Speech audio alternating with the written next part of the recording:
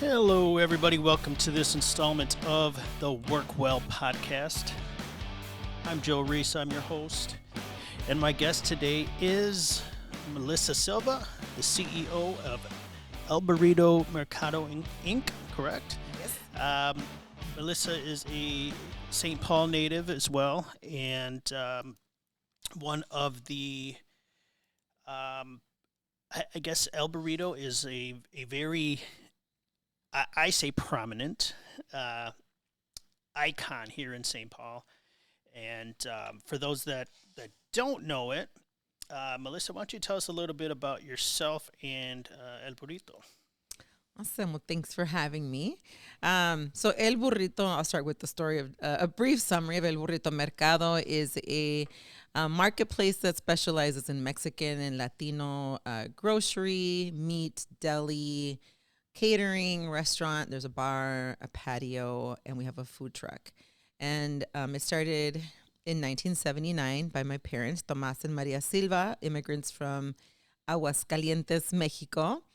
And they took over an existing little market that was 800 square feet, and they have a really cool story. It's on our website, but they did a lot to grow the business. 40 some years later, to the location that we're at now, which is over 14,000 square feet, where I now run it with my sister and my niece, and my brother runs the food truck and concessions and festival stands. So it's still family owned and operated. It's still and now all women owned. Before it was Tomás and Maria, my parents, and now they've retired and are enjoying life at home in their garden and their grandkids. And the three of us are working hard at the store. As for myself, firstborn generation, born and raised in St. Paul. I went to school here in St. Paul. I keep always a lot of my hashtags for my posters. St. Paul girl. But I'm not a true Minnesotan because I don't love the snow. I don't love the winters. But no, I born and raised here. Went to St. Thomas. Had several internships, mostly focused around diversity and inclusion, multicultural initiatives, and ultimately ended up finding that the best platform I had to drive that passion and continue to carry that vision of unity and multiculturalism, being more accepted and integrated into our society, has been through our family business. And so that's where I ended up at. I have my significant other, Armando, and we have two daughters, Alejandra and Julia, now graduated from college, and great daughters, and also kind of in and out of the family business. But in a nutshell, that is my background in El Burrito. Nice. So you touched on the kind of the beginning of things, and where with your mom and dad starting the business and moving from a small shop into it's a large building.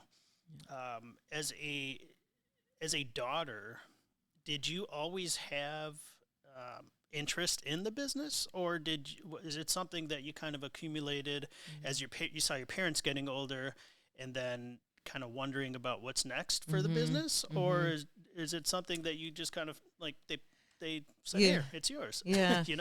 I definitely always, I was 8 years old when I'm aging myself now, but I was 8 years old when, hey, I've been announcing it. I'm 50 and proud. Just recently into that, my friends keep saying, welcome to the 50th chapter in life. No, I definitely grew up in the business as a little girl around it. And I'm trying to remember if I actually ever said, like, I'm going to work here forever. This is going to be mine. I don't ever remember having that. I think I always had that comfort in knowing like that was it, because it always felt like my other home. Because after school, I didn't really go home. I went to El Burrito, and then as I got older, I cashiered after school and that kind of thing.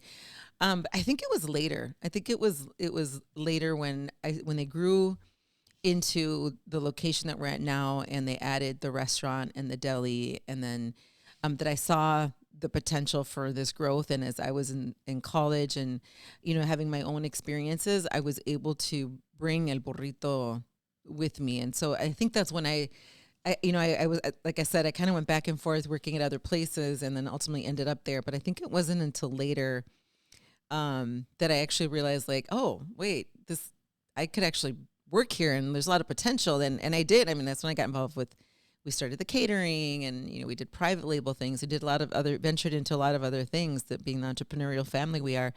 But I don't remember at a young age thinking, like, I want to be here forever. I know I used to play cashier. We used to set up our own little store in the basement of our store. Wow. It was cute. Too funny. Yeah, you talk about um, the different roles within that business. I mean, there's so many elements that go into running a business in general, but a business like yours that is grocery, restaurant, bar, deli. Mm-hmm. How difficult is that to? Your mind has to always be on go, right? Yeah, it's definitely a squirrel in here. Yeah. What would you say is the most difficult part of running something like that? You're right that it is very complex, and I take wholeheartedly and with a lot of pride each of those areas of the way we break down the mercado. And to go back a little bit in the history of why it's even set up like that is when you go to a mercado in Mexico, they're huge, right? They're like, there's other mercados in the country here, and even in the U.S. that now kind of have a similar feeling. Like if you go to L.A., San Diego, and even Minneapolis, there's Mercado Central. That they kind of, it's a big marketplace that's set up with, you can get your groceries, your toiletries, your meats. You can sit down and eat like very, it's that comida corrida where it's like, there's a little stand where you go and you get your food and you eat right there, but it's like going right. And there's the bakery, the panaderia and stuff. And so that's what my parents wanted to do with the mercado. And so like the cafeteria line style we have is, everything is kind of a Minnesotan version or replica of a mercado that you would experience in Mexico. And so keeping that in mind, when it really just started out as ultimately as a store to provide ingredients for immigrants and or for people who just enjoy Mexican food. And back in the day here in Minnesota, you really couldn't find that product. Now it's compartmentalizing, and that's really the only way we can manage it. And we split it up. I mean, thankfully there's 3 of us.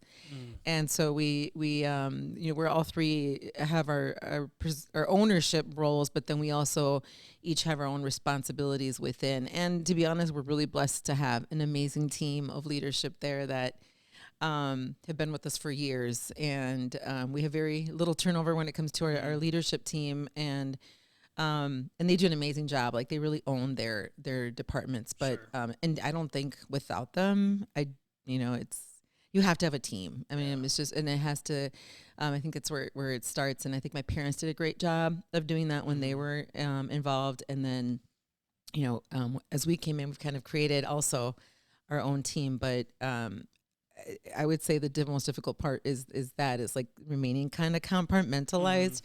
And keeping, because it can get it is so intertwined, but it's really important that our panaderia represents a true panaderia and that the bread is traditional and that the flavors are off scratch, and same thing with our cooking. And so that's our biggest department, right, is the restaurant and the catering and the deli. And so remaining true to our vision of just being that, home cooked Mexican food that, if I go to your tia's or your abuelita's house, that's the kind of food you're going to eat, and that's who we are. And so keeping that essence in every area is probably it's really challenging. Yeah. That I would imagine that's tough to keep under control because with so much growth, happening all the time.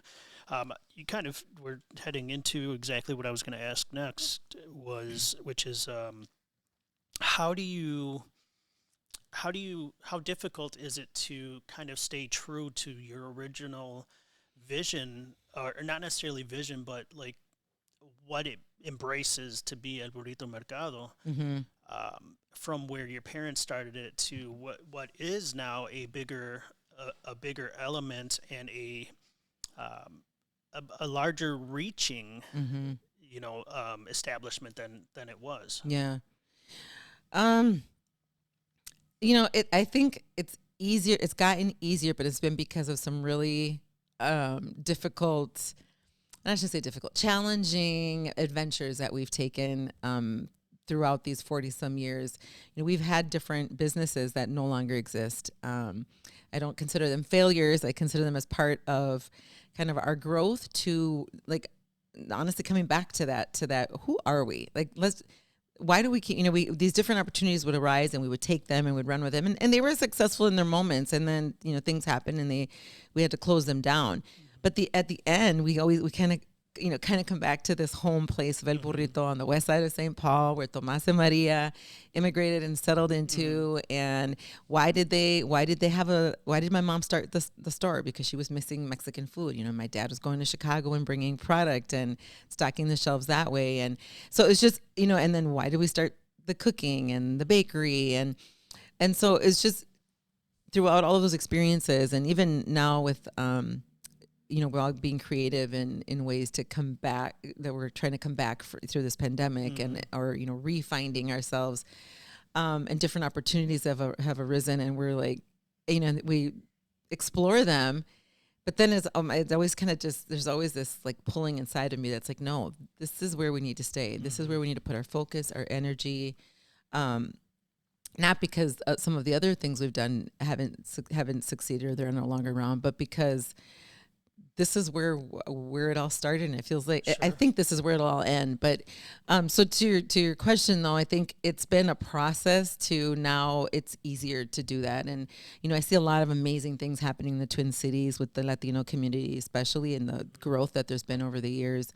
And it's exciting, and I see that, and even that is a good reminder of like, okay, yes, there's all these different ways that we can expand on Mexican and Latino, but I still want to be that place that when you come here, you remember Mexico, you remember Latino America, you remember going to abuelitas and eating this, this guisado or these tamales or what, So that's for me what it is, and just kind of that coming home place. Sure.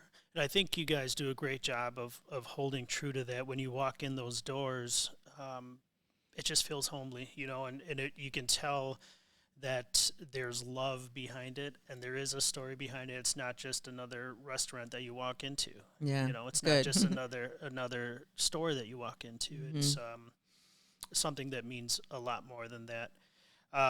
When you talked about the struggles with COVID, and obviously every restaurant business, everybody's been affected by it. Yeah. How difficult has it been?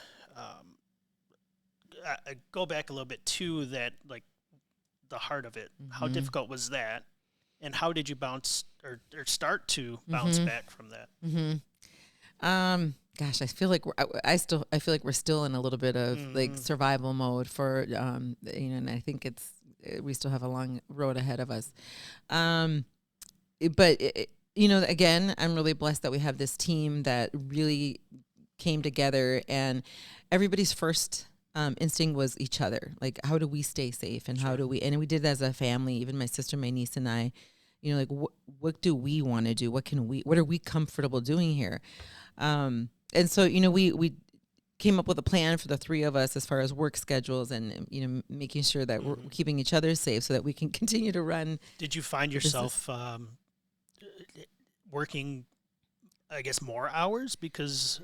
No, we actually, we tried to keep it a little less, precisely because we're at the time, obviously we weren't talking vaccines. We didn't know what was happening. Yeah. We heard people were getting sick and dying and or being in hospitals. And we thought, well, what if all three of us, got it? And so then what happens with the business? And so it was more of a, we need to keep each other safe as well. And so But then fast forward, that was the initial reaction. But then you fast forward a few months, and then we're definitely. It felt like I think we were there 7 days a week, maybe not full days, but definitely 7 days a week. And there's always something, whether it's because people were getting sick and we're modifying schedules, or Sure.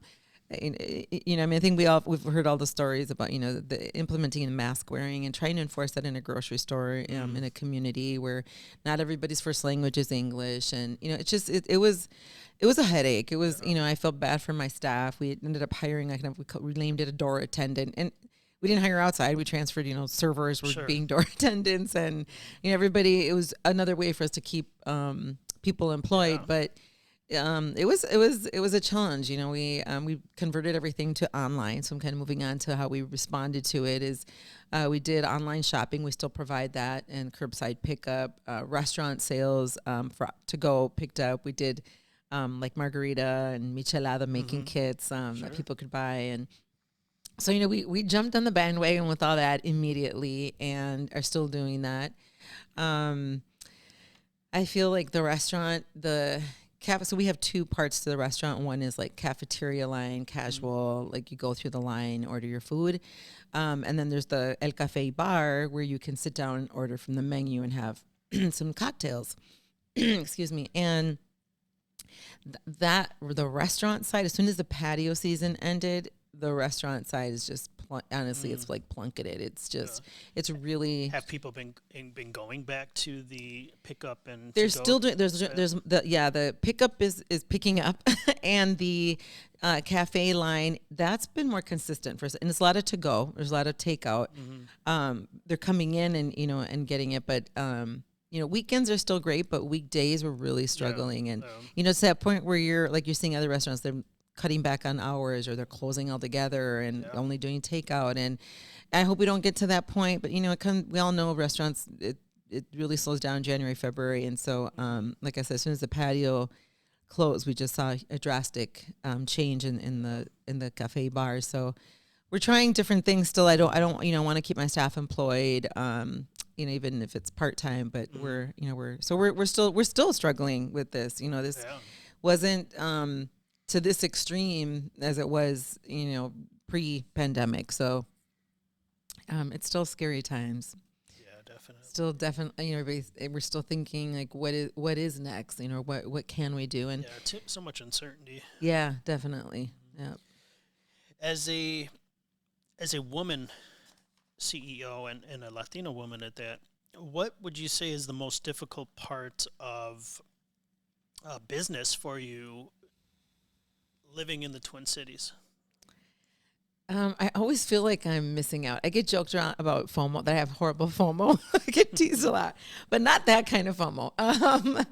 I feel like there's this. I feel like there's this group of, and this might be my imagination. I don't know.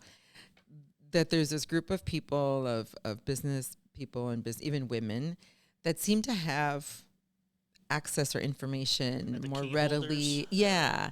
And I always feel like I'm on that outskirt, or like the last to know kind of thing. And I don't know enough especially in the Twin Cities. I mean, there's like a few that I'm seeing and really admiring that are kicking butt in their restaurants as Latina entrepreneurs. That I'd like to connect with more, because I am asking myself, like, this can't just be me. Like, I think there's a lack of resource and information. And it's like, you don't know what you don't know. Sure. I try and put myself out there, and I reach out to people that are not just POC, because I want to know, like, what am I missing? Yeah. Like, why I see other businesses that maybe similar setup or similar styles, and I'm like, there's and you start hearing and seeing these accessibility or to programs or funds and programs, and that I'm finding that I have to do a lot of that digging myself, and I don't know if that's true for a lot of, but it feels like that might be something that's just in minority business ownership in general. So I hope, and I see there's more programs, there's more outreach. There are programs out there that are specifically working with minority-owned business, and I'm grateful for them. One of them is like Mita, for example, that will send information. So I get emails, or there's community-based banks that that will reach out and send that information as well. The big banks definitely nada, not getting anything. So I rely on those, on a lot of the nonprofit organizations. We have LEDC, also great at sending out information that works specifically with Latino communities. So those are the sources that I have for programs, assistance, consulting, contracting. I guess that's where I find and still feel that I'm navigating. Yeah, I think it's an interesting landscape here in Minnesota altogether. It's I think just in general, by nature, Minnesota is very cliquey. Yeah. Yes. And that's just the way we are. But sad but true. Yes, but I think there's so much room for collaboration, and there's enough to go around for everybody that I think if more businesses start to work together, I think everybody can come out of this pandemic even greater than before. One of the things I love about El Burrito is the history of it, and the fact that most people everybody from St. Paul knows who you guys are, but when you think of longstanding businesses and restaurants, you think of Casetas. They've been around forever, but that's an ode to the kind of the old West Side, or old St. Paul, and then you think of El Burrito. That goes back to old St. Paul and the old West Side, but both are both kind of historical Minnesota cultural icons, and very similar, actually. You guys kind of switched roles in a little bit by you expanding into the restaurant side and them expanding their grocery side. But it's very cool to see that both of those iconic places grew and were able to grow so much and sustain it. What are some things that you're doing? And I know personally, you as I always tell my clients that as a business owner, you are the brand. You are a brand, and I've noticed that you've kind of you've done a good job of doing that and being the face, not necessarily the face of the brand, but letting it be known that, this is your baby. This is you, but you are that brand. So you've done a good job on social media of building that up, and I think that can help you moving forward into bigger things for your own personal brand. So I think that's a good way to kind of not only build El Burrito's image and persona within the Twin Cities, but also just you as a brand where you can kind of branch off into a totally different realm. Yeah. Well, thank you for saying that and for the encouragement, because definitely that's also new. The social media piece and marketing for what I still consider a small immigrant started business. I love seeing the growth of Latino businesses on social media also. But to know that we were kind of pioneer in that, and that it was something that I loved. Like when social media, when Twitter, Instagram, Facebook, all of it kind of exploded, it was a platform for us to reach out to a completely different market. And now, it's not just home to Mexicanos and Latinos that miss those flavors from their homeland, or from just, they're busy and they can't cook at home. They can come and get it there. It's also just non-Latinos that have, and so social media has definitely been a platform for that, for us to expand the business outreach. And as far as myself, putting myself out there, maybe at first it started with like, nobody else is doing it. Nobody else seems to love doing it as much as I do. So I'm just going to run with this. And then, I do, and I love it. And you're right. It's my home. It's hard to imagine. I don't even, I've been asked, like, what do you think you would have done if you didn't have El Burrito? I'm like, I have no clue. Like, I was 8 years old when this started. I don't know. Like, it's just, I've always, as much as I kind of come and go from it, I always come back to it. And it's just a part of who I am. Sometimes, life just has a way of putting you where you're supposed to be. And Definitely. very easy to lose sight of that. Yep. But through all the madness and mayhem, the benefits from it all always outweigh everything else. Yeah. Listen to your intuition. Listen to that gut and what your heart's telling you, because I'm happy. I love what I do. I consider myself successful, and I do well, and I work hard, and I play hard, but it's there was a lot of sacrifice, and there was a lot of, but when you're willing to do that, it's kind of like your heart just goes along with it. You can't run from that. Like you can't, I tried. I did. I tried adventuring, and I tried different types of opportunities. And at the end, my heart was just always there. So I always tell people, like, just listen to that. If there's something calling you, try it, And if at first you don't succeed, try again. Yeah. No. What are some things that, what's new at El Burrito, and what are some things that you're trying out that you haven't before with the business? So for 2022, we're heavily focused right now on improving and investing in more professional video and website type improvements. That's an area that we've kind of just always had something, but just because we knew we had to have it.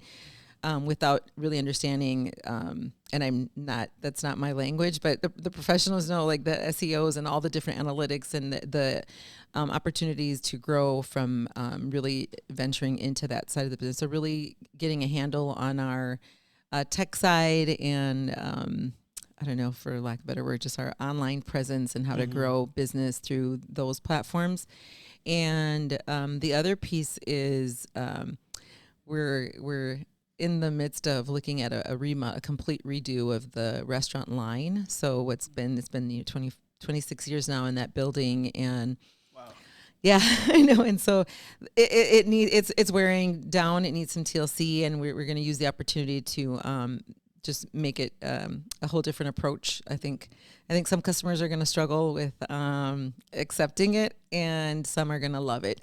So modernize it. Yeah, it'll definitely be a change, but we'll make it as user-friendly as possible and still as welcoming as possible, and keeping, again, true to kind of who we are and what our mercado is. So those are the two areas of focus for us, though, that we're really excited for entering in 2022. Nice. Yeah. I saw right now you guys are doing some, was it secret envelope giveaways? Yeah. Yep. So with purchases, or how does that work? Yeah. So come into El Burrito, to the El Cafe bar, and this is again to drive sales and activity in the restaurant, sit down side. You go in, spend at least $15. So that's it's easily a taco dinner and a margarita. Right. And you get a secret envelope. It's sealed. You take it with you. Do not open it. Come back sometime in January with it sealed. Make another minimum $15 purchase, or just make your order. And you place your order with your server, open it in front of your server, and then there's each envelope has a different prize, and it ranges from cash prizes to a free entree, free dessert, free margarita, nice. a free TV, a gift card of $100. Like, so there's different prizes in there. So, and they can use it like that day. They can use it for, if it's, you get a free entree, you can use it to pay. If you get cash, you use it towards your dinner. So, so we're hoping it brings people in now, and then also, of course, in January when things kind of get crazy slow. So so come on in and get your secret envelope. Definitely. Where can what's your website? El Burrito STP, for St. Paul, elburritostp.com. Excellent. And on social media, you can find El Burrito Mercado on all platforms. Yeah. Follow us on the socials for sure. Yeah.